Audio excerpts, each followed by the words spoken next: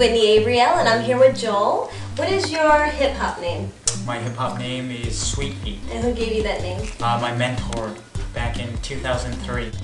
What kind of style do you do, or would you have a specific style for your dancing, as you recall? Specific style? Yeah, I would say it's more along the lines of traditional boogaloo. Boogaloo is a coined term, and it's the proper way to dance in the funk styles culture, in the popping culture. How long did it take you to learn how to do those dances? I'm still learning now.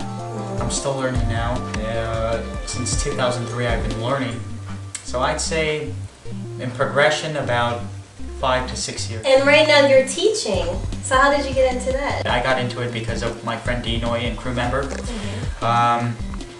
But just through word of mouth and learning and being an apprentice. Do you dance in a group? Do y'all do performances and everything? Yeah. It's called Botics Krew. Yeah, represent. How long have you been with them? Since we first started, I'm one of the original members in 2007. Have you created your own moves? Like if you could create a new move for a hip-hop artist or something like that, what would you do? Or how? I would say I would try tutting style, like the Egyptian style that everybody likes to do. Yeah. I think that style most of all. Yes. What artists inspire you? I guess it would have to be Mr. Wiggles. Yeah. Mr. Wiggles, he's in the Electric Boogaloo's and the Rocksteady crew. He knows a lot. So what are your goals in the future as far as your dancing career? I always told myself I wanted to be in a video. Whose video you would want to be in? I think it's everybody's dream to be like in anybody's video. I'm humble enough to want to be in anybody's video. I remember back when Missy Elliott came out with all the poppers. Remember that? Yeah. Yeah. So how young were you when you discovered you wanted to do that? I was 17. 17? Yeah. And you were watching TV, or you were watching someone? Yeah. When you discovered you wanted to do that? I was about 16, 17 when I would watch the videos on TV. But before that, I saw a lot of my family members go through those dancing phases. And how long do you see yourself doing this?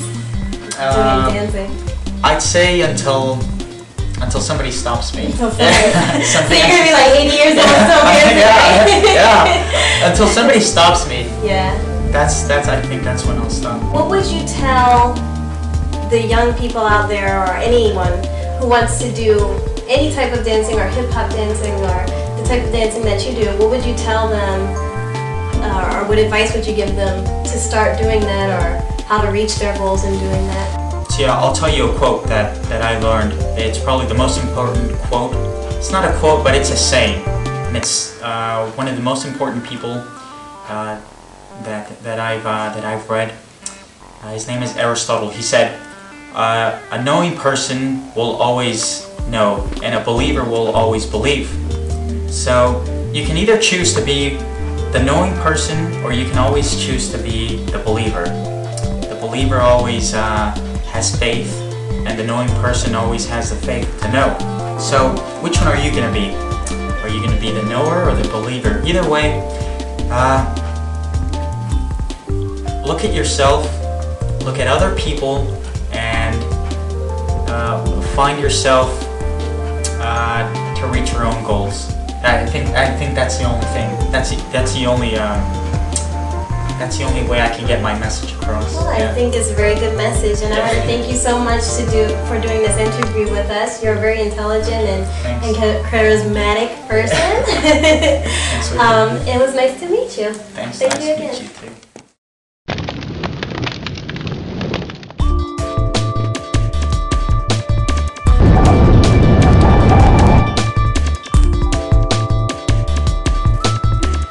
Alright, this is what I'm going to teach. They're called tuts. I expect everybody to keep an open mind with what I'm about to teach. And just make sure that all your angles are 90 degrees, your wrists are flexed, everything you do is in patterns with this style. Just remember, so you're going to do arms and patterns. We're going to practice the arms now. So just make sure you put your hands on your head like this. You're gonna flex. You're gonna drag your arms down. Come back up like this. You're gonna go around with your hand, around like this. You're gonna drag it over, go forward, and then you're gonna go up like this. So we're gonna do it really quick, really fast, that way everybody gets it. Understood? Here we go. 1, 2, 3, 4, 5, 6. And 1, and 2, 3, 4, 5, and 6. Drag it over. 7, 8. And remember, always redo it again over and over in your head. And if you mess up, just rewind it and then do it all over again. But just make sure you get the details very nicely. If not, it won't have the same effect.